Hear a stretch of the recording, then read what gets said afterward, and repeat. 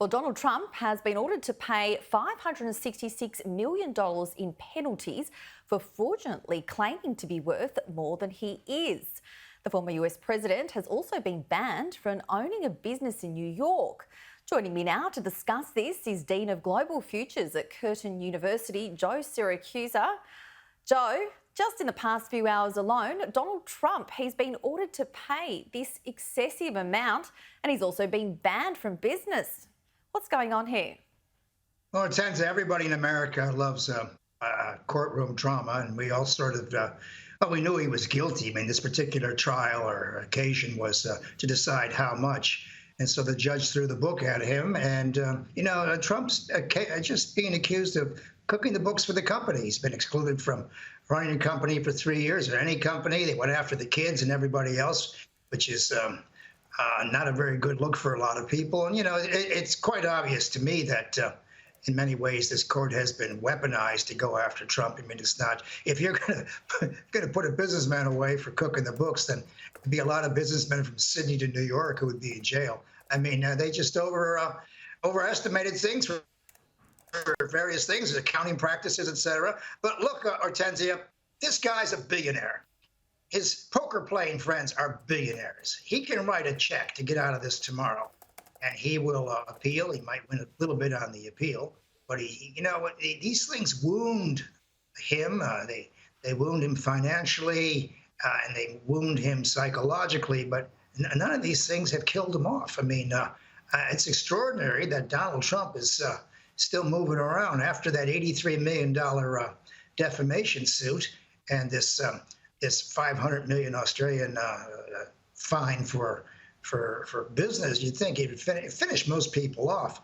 But this guy in many ways is unsinkable, and he's coming back. Yes, and he spoke publicly about this charge just about an hour ago, claiming it was another witch hunt. Now, this is on top of Trump being denied a delay in the hush money case this week as well. Well, yeah, a lot of this is politically driven. I mean, these prosecutors and these attorneys general, et cetera. I mean, these people don't come from the hills in Tibet, from some monastery. They're all highly politically motivated people, many of whom are elected by on various platforms. And Letitia James made it very clear that she wanted to go after Trump, and she's gone after him, as a matter of fact. And we'll be talking about some other cases in other places. Everybody wants to be the kingslayer. The trouble is when you go after the king, or you don't finish him off, he's going to come back at you. Oh, that's true. Well, in other Trump news, DA Fani Willis, she testified in her misconduct hearing as well. She's on trial for personal conduct, detailing her relationship with the prosecutor on Trump's case. Now, this is very interesting. Well, it is interesting. And look, Ortenzia, I got hooked yesterday. It's 4 hours, and that testimony for that day was about 4 hours and 15 minutes, and I watched every minute of it. And she told one lie after another, and she was screaming at people, and judge asked her to settle down, told her he's going to strike her record unless she was a little more polite. It's quite hostile, as a matter of fact. And let's face it, Fanny got caught. She and her lover boy who were going after Trump, and he had this bloated salary of $675,000. That was his income over a 2-year period. And they decided to have some vacations, and she forgot to tell people there's a conflict of interest.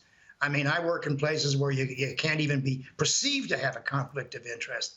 And so she lied about that. She lied about everything. And she's lying on the stand. And my favorite is that she said that she paid him everything she owes him, half of everything, in cash, though she has no receipts, no ATM transactions or anything. She said she keeps a large amount of cash at home. I mean, who would say that? I mean, unless, of course, you're trying to duck a perjury charge. So they got her good, and it's extraordinary that this woman, and she doesn't appear too smart on the stand because she's flailing all over the place, decided to go after Donald J. Trump, the 45th president of the United States, for stealing votes or trying to steal the election in Georgia.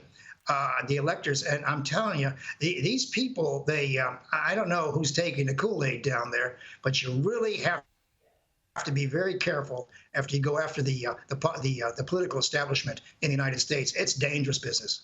Now, Joe, before we let you go, judges in London's High Court are due to rule on Julian Assange's appeal for extradition to the US. What can we expect from this? Well, I think that these two High Court judges are going to turn him over. As you recall, a couple of years ago, maybe 18 months ago, the High Court actually turned him over to America. He appealed. So now they're looking at the appeal.